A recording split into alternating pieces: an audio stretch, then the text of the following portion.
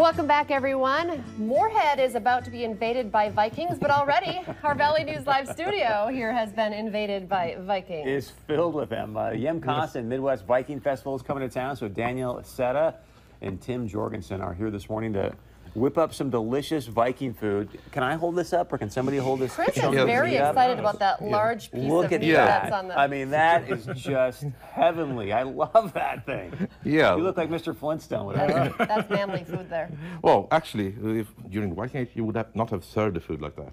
Really? You would have cut it up, because people were eating without forks. This is knives, spoons, fingers.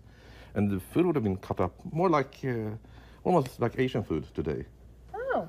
I guess it makes sense. Yes, and they were actually concerned about hygiene as well, so it was not just stuffing your face. That's good. So what are we whipping up today? So today we're cooking a sausage, or kettle worm, as it was called in the sagas. So it's a sausage made based on archaeological finds, and also got some inspiration from some medieval recipes. Oh, interesting. So we're using beef, pork, and smoked pork, and then some vegetables. Okay. And this is going to, we could probably start mixing the ingredients now. I think we got most of it. And then, do we have a sausage here? And yes, we got something finished, so you can try it if you dare. Ah. If you dare. Okay. One out of that, one out of that. And Sounds like a handful of each. What do you grab? No, this is 1 part beef, or 2 parts beef, 2 parts pork, and 1 part smoked pork. Oh, okay. And when you notice here, there's no salt. The salt was quite scarce during the Viking Age. So the salt would have been used to smoke with a smoked meat, or with a sort of storage or preservation of the time. But you didn't use salt as a condiment. Oh, okay. That will be another 300 years, 200 years in the future. So I'm just going to cut up some parsley as well. I got some here. Oh, yeah, you got some parsley. Oh, yeah, all right. Parsley and some onions. The onions would have probably been more like wild leek, wild garlic. But we're using what you can find here. And I love this thing. When did you make this? Great too. That's a replica from a Norwegian Viking ship burial. Oh, really? Yeah, so it's, we're using it to mix the meat in, but it might also be made for to mix the flatbread in. They were like little pancakes only. Yes, this fried breads without any yeast or any fermentation. Most of the breads found were like flatbreads. From Birka in Sweden, we have found a few breads in graves, and they are mixing barley flour, peas, linseeds, and something similar like that. It's quite simple breads. Can you hold that up? Because it kind of looks like what Lisa Bedell was harvesting recently. It's not, well, we'll have to reshape it a bit. That's a whole nother segment here. All right, but this is going to go into this. It's a sausage casing. Whoa. I got to see Which this. I actually know what that... Yes. Chris, do you know where that came from? I don't. Where did that come from? It's intestine. It's intestine, yeah. So it's been used quite long. I think the first reference to sausages comes from ancient Rome. Okay. Or ancient Greece, actually. There was a sausage salesman in one of the plays of ancient Greece. I was just going to ask you, how in the world are you going to... So that's... This is a cow's horn that's been sawed off. What is it? Wow. A cow's horn. So you get the tip of the cow's horn, saw off the proper tip, and here, so you can sort of get the casing on top of this. Can you buy something? Well, I mean, okay, so I know where where would you get the casings you get in the meat department? Yes, we got this. Different meat departments around town. We've found some. So actually, several. People seem to be quite into making sausages. But how about the horn? I've never seen. No, that's more that's uncommon. Something special to a Vikings. Yeah, you can. But if you find someone who's working in horn, you could probably get that. But here is the sort of the tip of the trade is because you need to get some air or get this easier to stuff. So you blow it up a bit. Mm-hmm. That's cool. Yeah, and it's actually not. It's quite easy to make this. You stuff it with your fingers like this. Well, of course, if you've been doing it in a modern kitchen for some modern people, you might use gloves, but well, still, this is. Because we make deer sausage in my house. Yes. So And well, today you use machines. Yes, and it's actually quite quickly. It's I would when I first started doing this, I thought, well, it'll take more time than using a machine, but it's quite quickly made. And as you see, the meat is more coarse than you would have in sausages today, and that's actually quite nice to have some texture in it. I was going to say the texture then after the fact is probably what's special about doing this by hand. Yes. The machines wouldn't leave it so. No, it will cut it to sort of paste. Yeah. So yeah, so this is, well, oops, sorry. So this is one of the demonstrations we'll do at the Midwest Viking Festival this weekend at the Yumcomp Center. Yeah, so tell us about what's going on this weekend. When, where?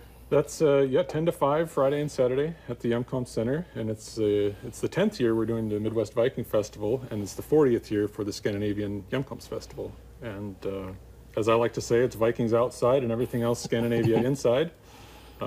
But Daniel's I guess our farthest traveling guest this year, focusing on the food demonstrations, but we'll also have blacksmiths and leather workers and glass bead makers and any activity we can think of that would be a great demonstration from Viking Age Scandinavia. We try to find someone to do it. So even the fellow who made the horn piece here will be with us. And that's Saturday and Sunday, you said? Friday, Saturday. Friday, Saturday, and Sunday? Saturday. 10 to 5? Not on Sunday, but Friday, Saturday, 10 to 5. Saturday morning, I think they're doing a church service in the Stav Church there, which is sort of a rare event, so catch that too. Good stuff for the whole family then too. I mean, I would imagine the kids enjoy this. What kind of reaction do you get from the kids? Well, it's this sort of horrified fascination. And well, this is quite, this is quite ordinary things. I done sort of, when I stuffed and picked feathers of a goose, that was more sort of horror. But the kids seem to like it more than the parents. Yeah? The kids were more... Wait, what did you do with a goose?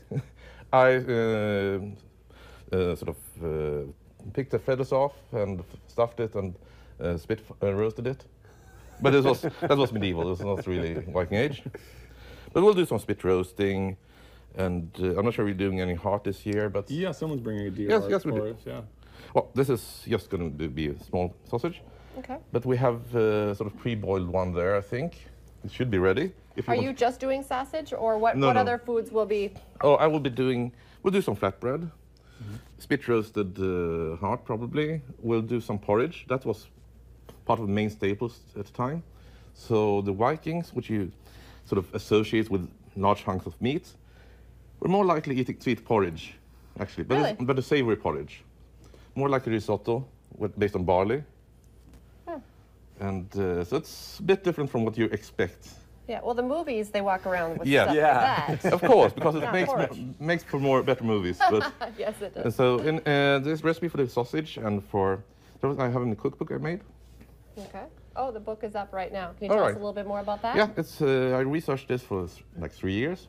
It's based on finds in 7 different sites in Scandinavia. So I'm looking at what kinds of ingredients we find, what kind of cooking implements, and see how it differs between different areas. And so it's half cookbook, half history book. Oh, well, that's cool. Where can people find it? At the museum. Yep. Well, at the festival, I will be selling it. I think the museum will have some afterwards. And also in the American Swedish Institute in Minneapolis will have it. Bruno, do you want to try your weapons over there, or? That's if you try to take my piece of sausage. Exactly. Touch my food and... Actually, what is that? This isn't a weapon. This is I call it a kettle claw. You find it back to, well, just before the Viking Age. This kind of claw is used to pick up puddings or sausages from the... we'll see if we can do this here. We didn't do a linked sausage. Okay, let's... That's how you pick up the sausage? Yes. Yeah. Wow. Oh, how long did it take you to make that? Cow, yeah. That's huge. It made it yesterday, so it took some time. Okay. And that's the same, all of the same ingredients you just put into here? Exactly. The same method, same ingredients. And how long did you just boil it? Yes, we did, or simmer it, but most times you just need like 90 degrees and to have it cooked through. Most of medieval or early recipes actually talk about simmering food rather than boiling it. Oh, okay. So would you like to try some of it? Do you dare? Lisa, but I'm going to pass. It looks kind of hot. Yeah, So well, maybe I'll... Give it- This knife's clean if you would like to. Remind people, if you will, Friday, Saturday at the MCON Center, 10 to 5. Correct. Yes. And Sunday from when to when? Not on Sunday. Not on Sunday. Okay. Friday, Saturday, you can head out there. Be a Viking. Is there going to be like battles and stuff going We'll on do too? battles at 11, 1, and 3:30.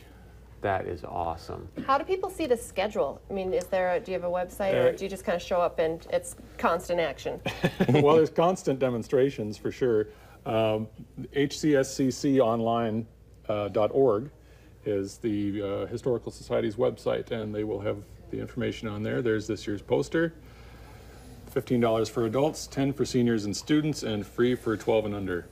Fun. And like I said, I think this would really be fun for the whole family. We're all kind of connected because of our heritage and our background, so we're more interested anyway. And yeah, Chris, can you cut into that? It's amazing. All right, I may cut into it. Stick around, though. We got much more coming up right after this.